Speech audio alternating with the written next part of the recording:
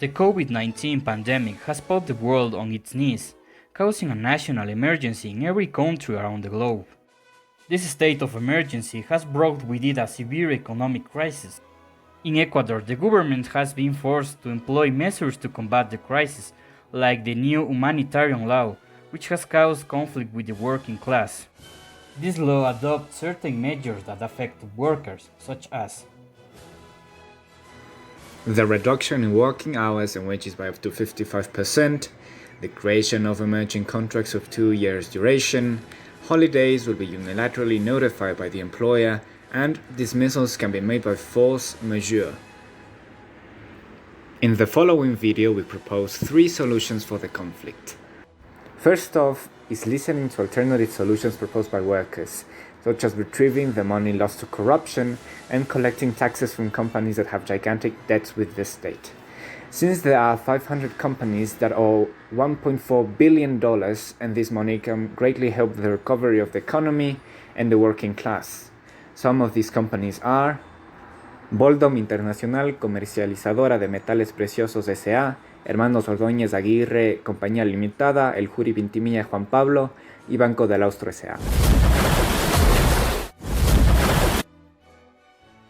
In order to promote peace in the country and to prevent crowds from forming due to the protest, a meeting must be scheduled between FUT and the members of the National Assembly, where both parties can listen to each other and reach an agreement that benefits them both.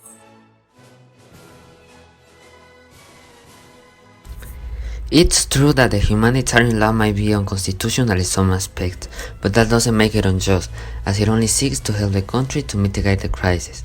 The only solution to said crisis and to the critical situation of the workers is the normalization of the country's economic activity, which will be difficult and will take a long time to achieve. our country is in crisis, and how do we respond? With protests, conflicts within social classes, violence, etc.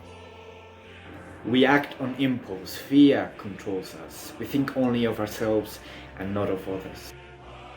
Do you want to continue like this? We'll continue. I will not be the culprit behind the destruction of this country. It is you, selfishness, and ignorance that blame you from reality. Your impulses lead our future towards the abyss.